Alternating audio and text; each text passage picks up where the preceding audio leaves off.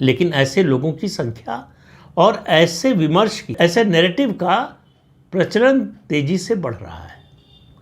उसकी वजह सिर्फ एक है, 3 लोकसभा चुनाव हो गए और मोदी को हटा नहीं पाए, भाजपा को हरा नहीं पाए। खुश हो रहे हैं कि 2024 में सीटें कम हो गई। तो एक क्रिकेट की एनालॉजी के हिसाब से आपको बताता हूं कि रन रेट घटता बढ़ता रहता है, लेकिन जो महत्वपूर्ण बात होती है कि हमारा बैट्समैन क्रीज पर डटा हुआ है कि नहीं। अगर हमारा सबसे मजबूत बल्लेबाज क्रीज पर डटा हुआ है तो हमें जीत की ज़्यादा चिंता नहीं होती, हमें लगता है कि जीत तो होगी ही। वही हाल है भाजपा का सबसे मजबूत नेता, सबसे लोकप्रिय नेता, सबसे लोगों का विश्वास पात्र नेता नरेंद्र मोदी 3 बार से लगातार देश के प्रधानमंत्री बने हुए हैं। अब इस तथ्य को वही नज़रअंदाज कर सकता है जो सच्चाई को नज़रअंदाज करना चाहता हो, जो कि कांग्रेस पार्टी और उसके साथी दल कर रहे हैं।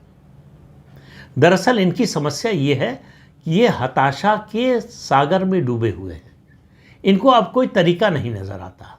इनको लगता है कि अगर कहीं आग लगी है, उस आग की चिंगारी इनके दुश्मन के घर में भी आ जाए। इसीलिए ये चाहे श्रीलंका हो, चाहे बांग्लादेश हो या अभी नेपाल हो, ये जो कुछ हो रहा है ये कल्पना करते हैं, सपनों की दुनिया में शेख चिल्ली की तरह सोचते हैं कि काश ये भारत में भी हो जाए।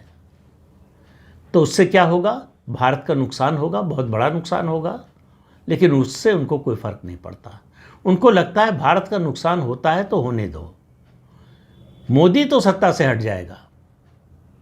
उनका एकमात्र लक्ष्य यही बचा है। अब उन्होंने ये मान लिया है, स्वीकार कर लिया है कि चुनाव में हरा नहीं सकते। तो चुनाव में हरा नहीं सकते, अगर आप मैच में अपनी विपक्षी टीम को हरा नहीं सकते तो आप मैच की निष्पक्षता पर ही सवाल उठा दीजिए, कहिए कि बेईमानी से जिताया गया है। वही काम इस समय कांग्रेस पार्टी और राहुल गांधी कर रहे हैं। ये जो वोट अधिकार यात्रा, वोट चोरी, ये जो नारे लग रहे हैं, दरअसल इसी का परिणाम है। ये कोई अभियान नहीं है, ये कोई आंदोलन नहीं है, ये राजनीति को साफ सुथरा करने या जनतंत्र को मजबूत करने या जनतांत्रिक संवैधानिक संस्थाओं को ताकत देने के लिए नहीं है।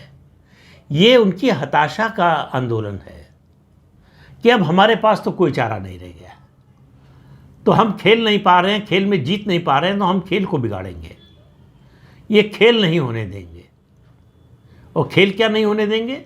चुनाव की विश्वसनीयता को कायम नहीं रहने देंगे।